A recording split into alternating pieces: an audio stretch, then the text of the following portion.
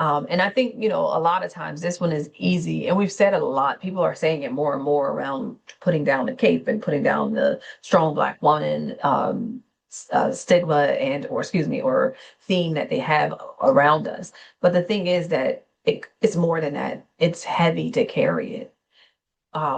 If all you've had to do was protect yourself or to hold up this identity of strength, it's exhausting. I don't know about everyone else, but it gets so exhausting that the heaviness of that armor becomes more about trying to make sure people don't undermine you, don't believe something's wrong with you or you can't navigate systems like everyone else.